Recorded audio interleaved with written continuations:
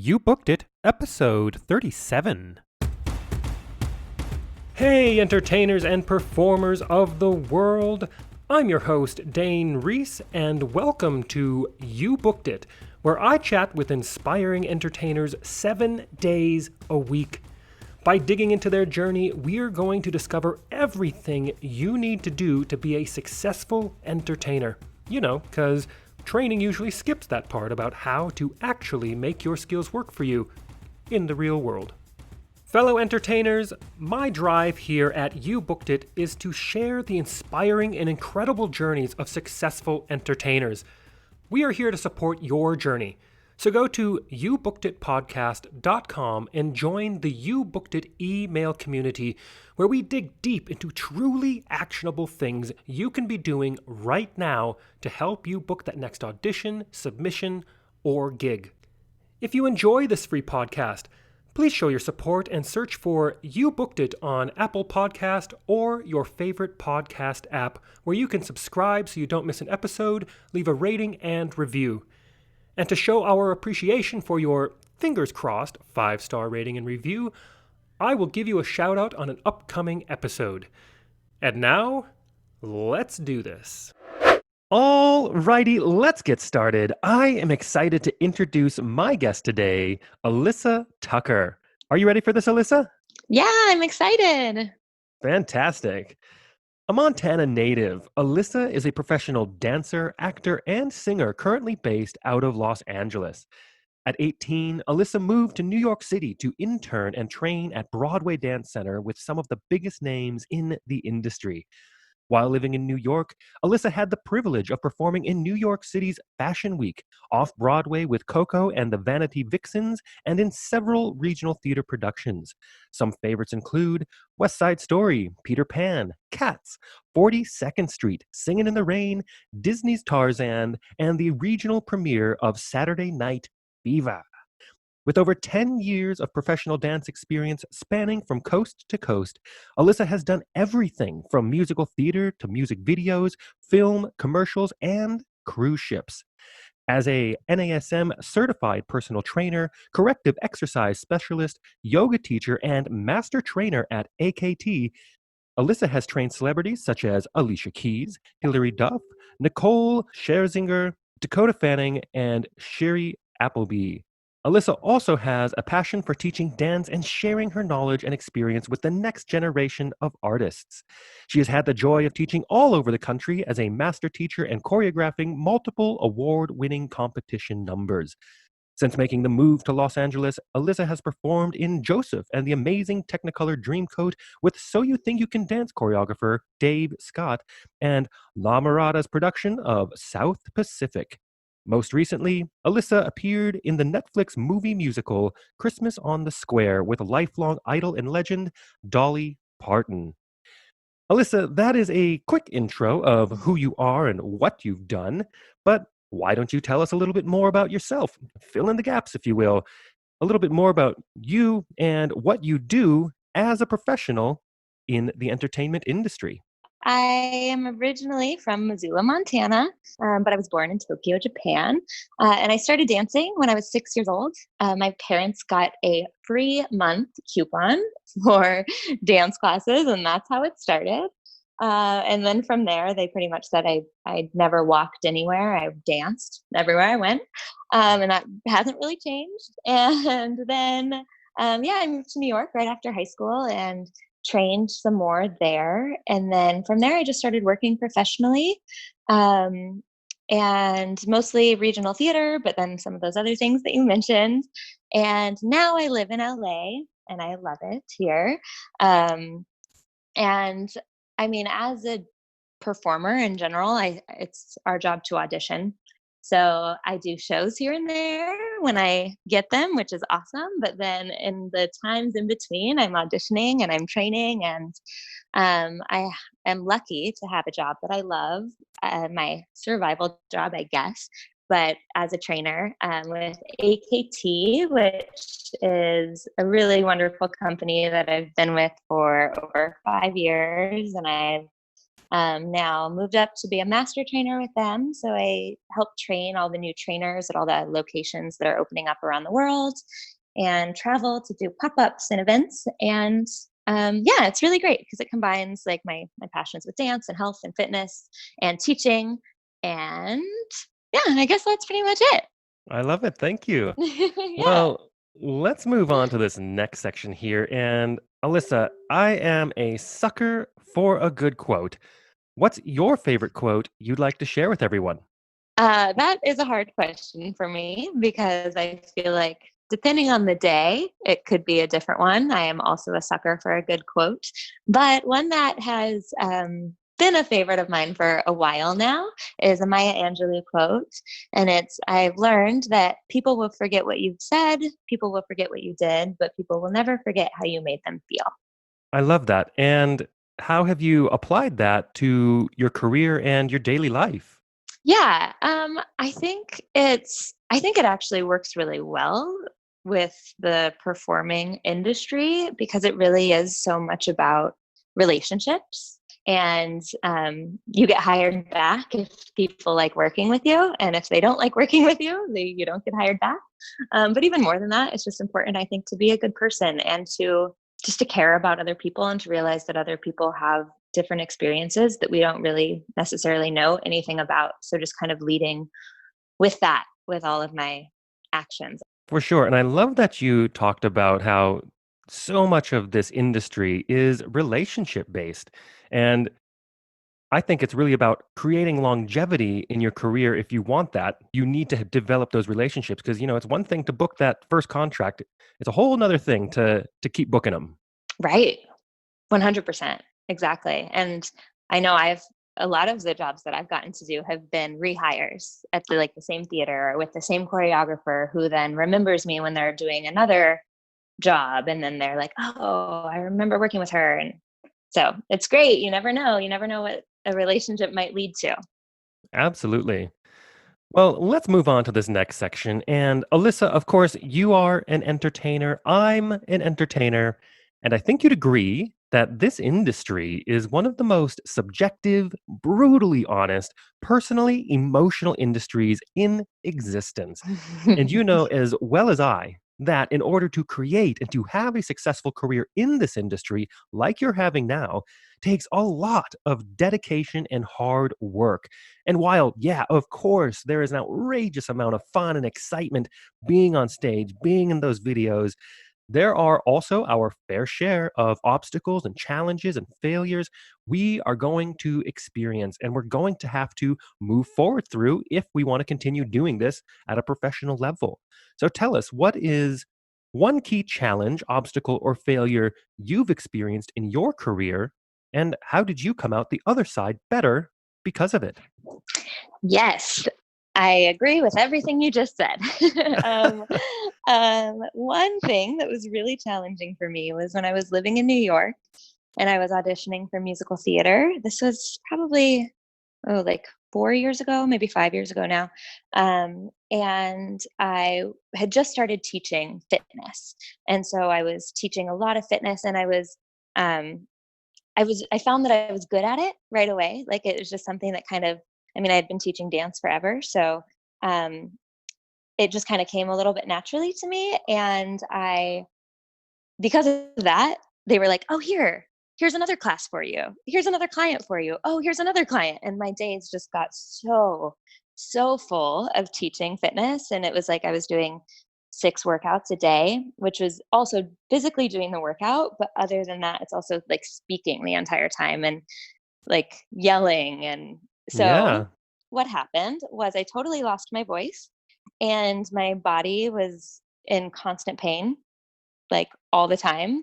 I never actually like got it checked, but I think I had nodes. Like I didn't have a voice for a year. Um Wow. yeah, it was really rough. Not only because I was like auditioning for musical theater, so I was in those dance auditions and not feeling like I wasn't performing the way that I know that I physically could because of the pain that my body was in, but then also I'd get called back and have to sing and then I'd have no voice. So it was really rough. But then the other thing was like both dancing and singing have always been a big part of my like emotional release and basically therapy to me. So to not be able to do those things was really like emotionally taxing too. Absolutely. And ultimately, how did that resolve and how did you move on from Yeah. that time? Yeah. I mean, it was a lesson in boundaries for me, for sure. I learned that I'm a people pleaser. I think most people are. But I didn't really ever notice that until then. And so I just realized like saying no is okay and you have to sometimes. And I also finally started taking voice lessons more consistently after that so that I could learn how to properly use my voice. Even when I'm teaching or speaking, I tend to vocal fry, which I'm trying not to do at the moment. um, but that has also really helped me in my career for sure. Absolutely. You mentioned that you learned your boundaries. And I think as us as performers, not just, I think, wanting to please people, especially since we love being in front of audiences and things, that we really, I guess to succeed and to make this industry work for you, you have to say yes far more than you say no. You have to True. be up for everything and anything. But as you found out, you can also take the yeses a little bit too far, and just Right. being aware that that is a possibility and it does exist. I still think that you need to say yes the majority of the time, but trying to be really in tune with what's going on in your body so you can make sure that you're still making healthy decisions and healthy yeses. Absolutely. I think there's a limit to what we can all do and learning those for ourselves. But like you said, with the yeses, that's also how I booked my very first professional job. I know one of both of our teachers, that was something that she really stressed, Lisa Deer, was you say yes and you figure it out later. So my first professional job, actually, I met a choreographer and he was like, "Do you tap?" And I'm not a great tapper, but I've taken tap. I can tap, but it's not my Yeah, strong suit. But I said yes, and I got a job from it. I love that. Yeah. All right, well, let's move on to this next section now, to a time that I like to call your spotlight moment.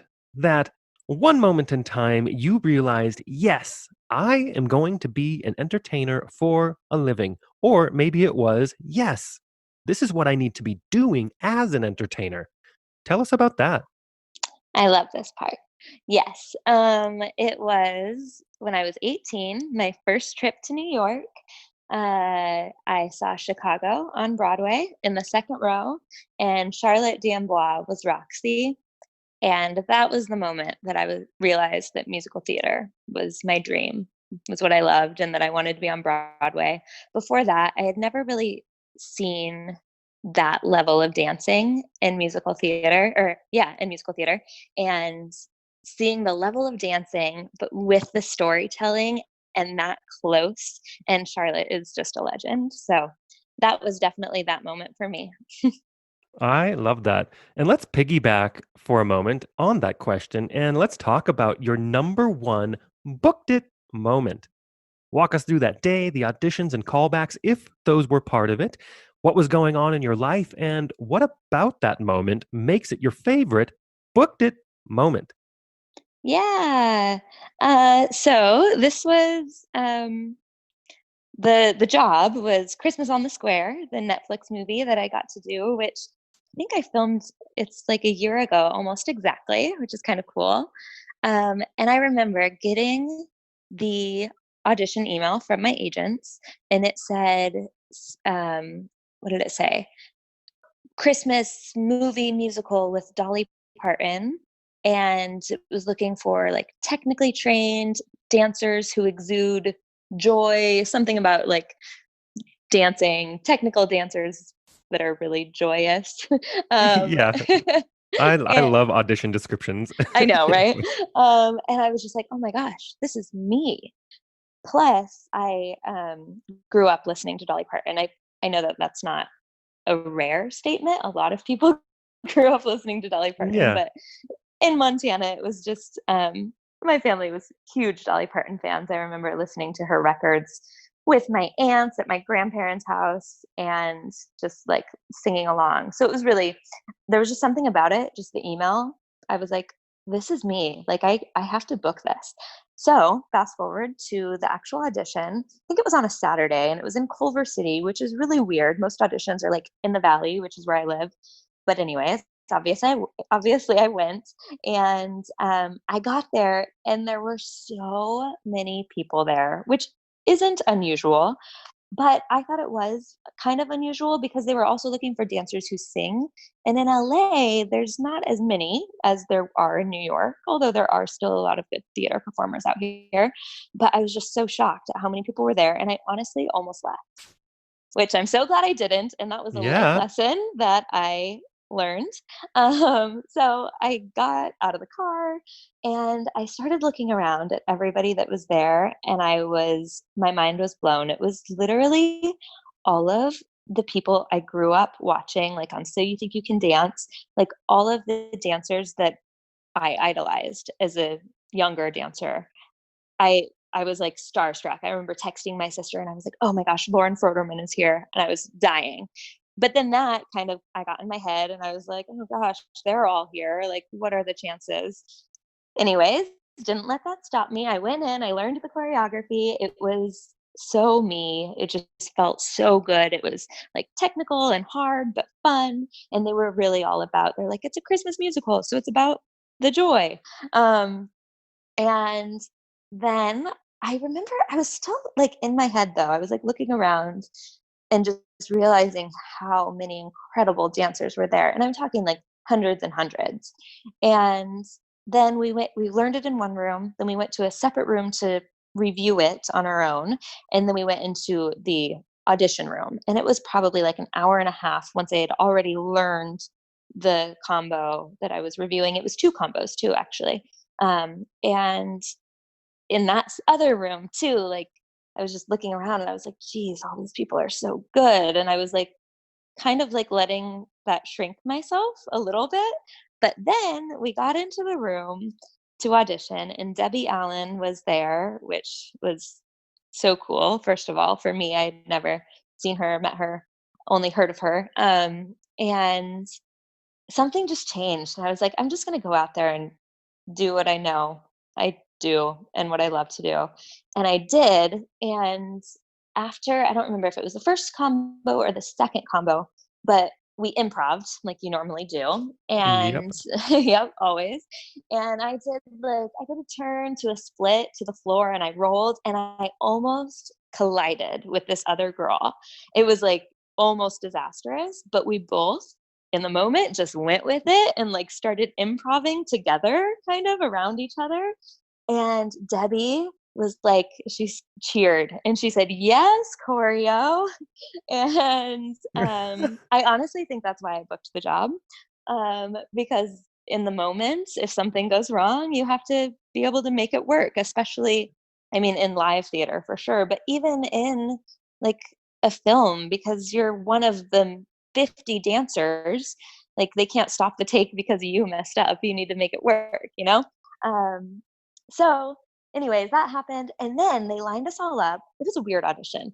They lined us all up and they told us that, oh, they made a cut.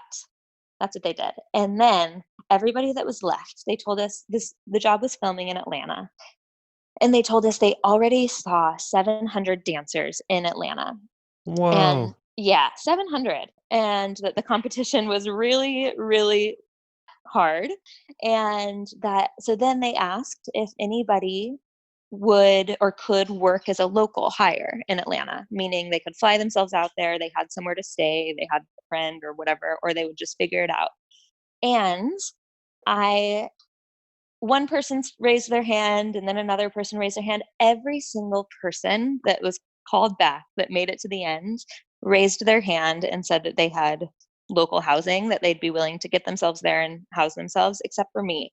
And that was really hard for me to not put my hand up. But I knew that if I got there and other people like didn't have to get themselves there and I was spending all of my check that I'd be making on the travel arrangements, I just I just knew that that wasn't right. I knew that like, no, if they want me, like, they can pay for it. Like, it's Yeah. a Netflix show. Come on. So I just stuck to that and I held strong and I was like, nope, I'm not going to raise my hand because I'm not going to stress myself out like that.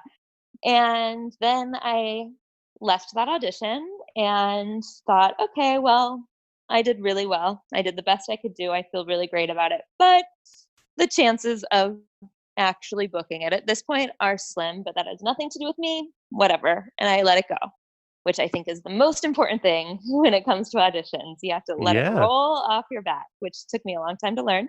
Um, and it still sometimes is harder than others. But then a few weeks later, or maybe a month later, I got a call or an email, I can't remember now, about my availability. They wanted to check my availability. And so basically, I was on hold for it.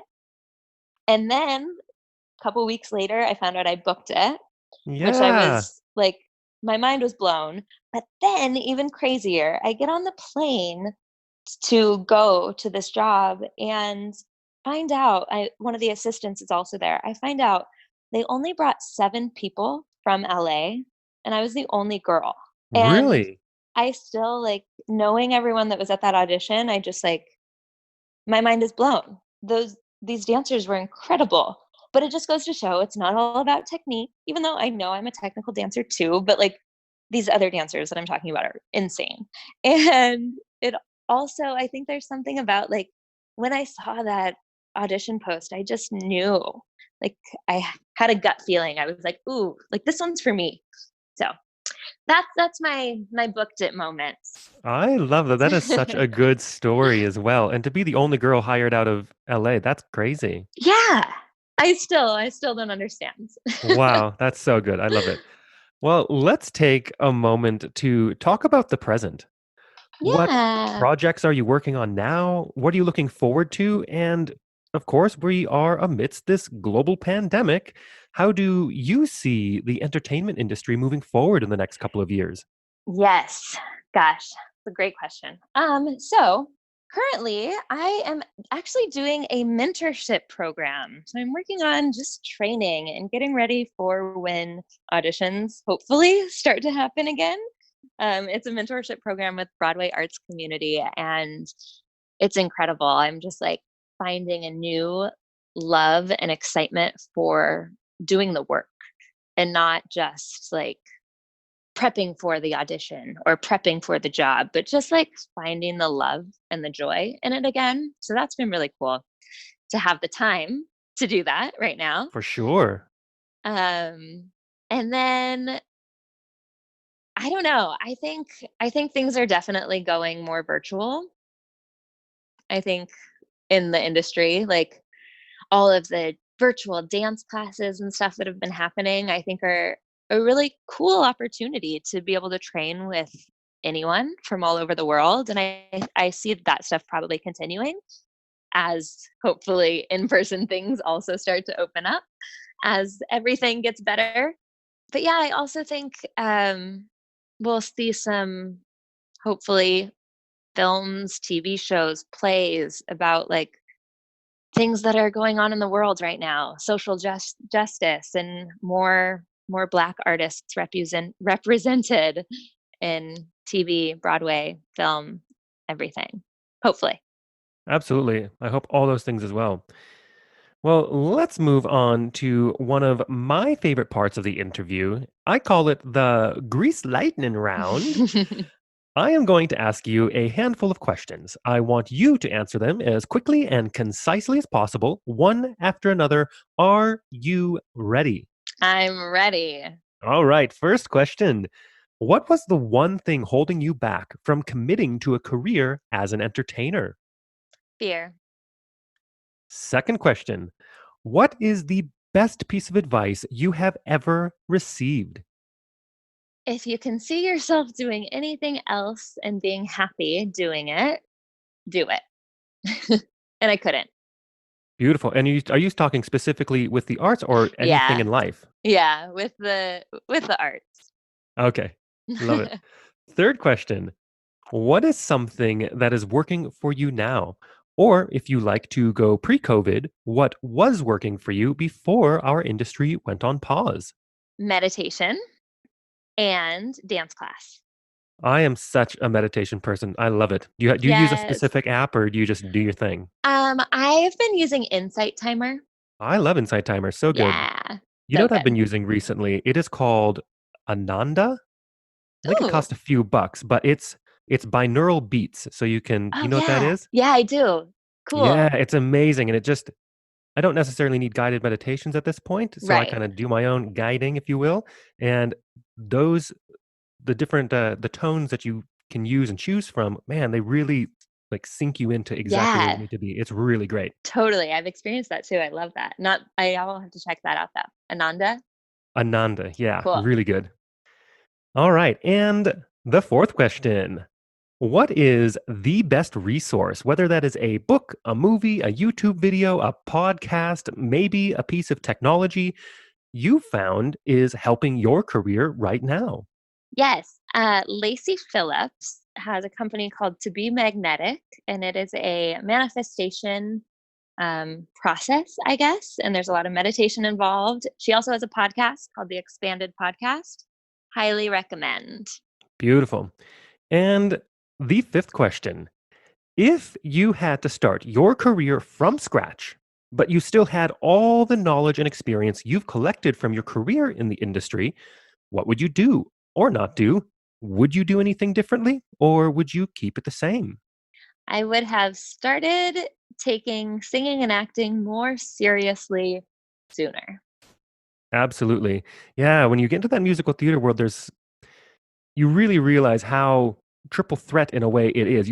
We throw around that idea of being a triple threat, but my goodness, you really get into it, it each one lives and feeds off the next one. Right? Our teachers knew what they were talking about when they told us that. Yep, turns out.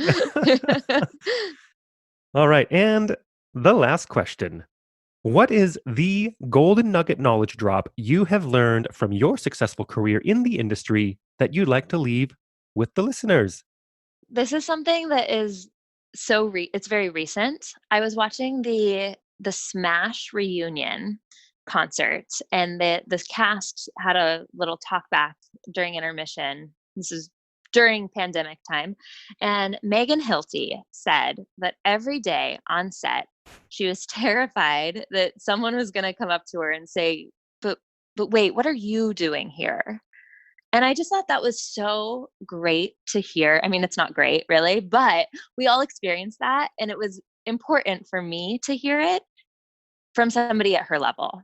Just to know that, like, we all have that imposter syndrome sometimes, and to not let it stop you, because we wouldn't do anything if we did.